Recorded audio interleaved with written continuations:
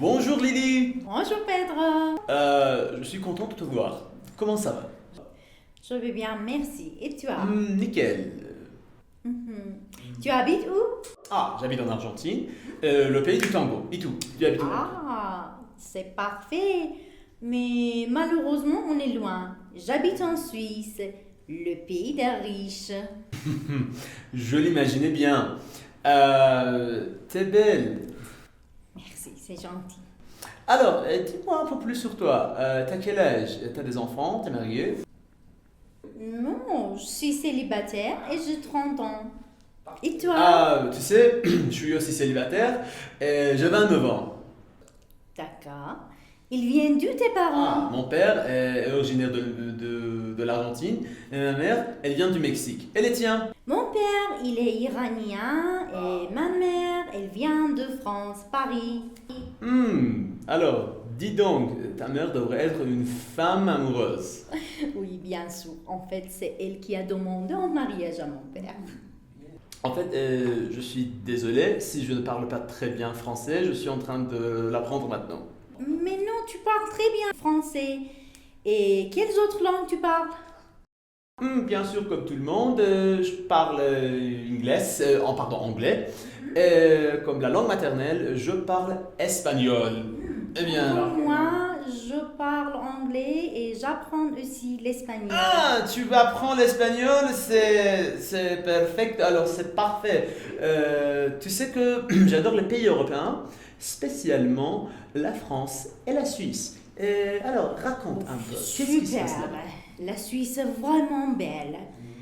Il y a des lieux à sûrement visiter. Le lac Léman et les vignobles de Lavaux, le jet d'eau à Genève, la ville de Montreux et la région que. Et tu dois absolument visiter le musée international de la Croix-Rouge. L'eau et la montagne sont les deux éléments structurants de la Suisse. L'eau parce qu'elle permet la vie et dessine des frontières naturelles. La montagne parce qu'elle protège des envahisseurs et sert de point de repère.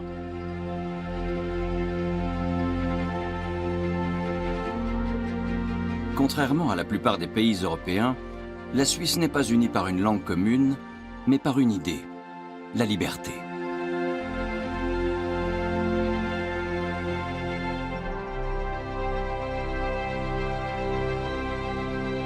La légendaire liberté suisse se fonde sur une promesse faite il y a plus de 700 ans sur les bords du lac des Quatre Cantons.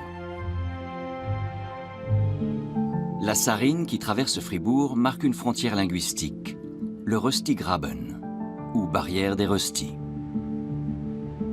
À l'ouest, on parle français et à l'est, allemand. Berne n'est la capitale du pays que depuis 1848. Elle était alors en concurrence avec Zurich et Lucerne. Mais l'une n'avait pas le soutien de la Suisse orientale et l'autre était le chef de file des cantons qui s'étaient opposés à la création du nouvel État fédéral. À l'extrémité nord du lac de Zurich s'étend la plus grande ville de Suisse.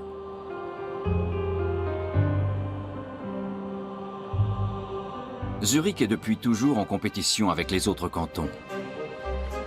Aujourd'hui, l'enjeu ne porte plus sur la puissance et le prestige comme au Moyen Âge, mais sur le taux d'imposition et la qualité de vie.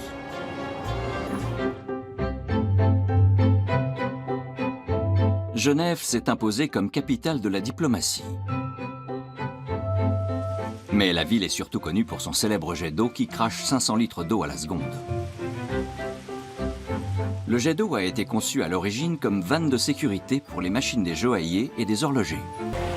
Le plus beau tronçon de chemin de fer au monde est peut-être celui qu'empruntent les Bernina et Glacier Express entre Saint-Moritz en Suisse et Tirano en Italie. Alors, je suis ici. Je dois absolument visiter ce pays. Il y fait toujours froid? Pas du tout. En fait, c'est un pays de 4 saisons et tu dois essayer nos repas traditionnels. Dis donc, c'est évident que tu es une fille gourmande. J'aime bien la nourriture parce que je suis barista. Ah, t'es barista! Oui, bien, alors t'es barista, tu sais, parce que je suis écrivain, je passe beaucoup de temps dans les cafés, je viendrai à votre café. Bien sûr, tu es artiste donc. Ah oui, on dirait. Tu parles des repas. Oui, tu dois essayer la fondue, la raclette et les rostis. Je peux regarder leurs photos et que je me prépare dès maintenant. Oui. Et toi, parle-moi un peu d'Argentine. La météo, la nourriture, les sites touristiques, ils sont comment? Tu veux savoir? En vérité, il y a beaucoup de places à visiter, comme les chutes d'Iguassou, ou bien la grotte des mains peintres, ou bien la Perita Moreno. Ici, en fait, ici, au contraire de chez toi, ici le mois de janvier est le mois le plus chaud de l'année, et le mois de juillet, il fait vraiment froid. 12 expériences pour immortaliser votre voyage en Argentine.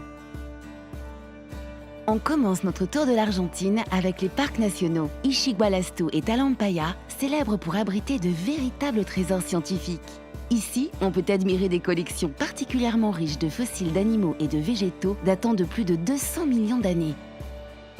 La campagne argentine occupe une grande partie du sud du pays. La pampa est typique de l'Argentine pour ses paysages hors du commun et pour sa culture gaucho avec les fameux cow-boys argentins. L'Aconcagua est le plus haut sommet du continent américain. Situé au milieu de la cordillère des Andes, entre l'Argentine et le Chili, il culmine à 6962 mètres d'altitude.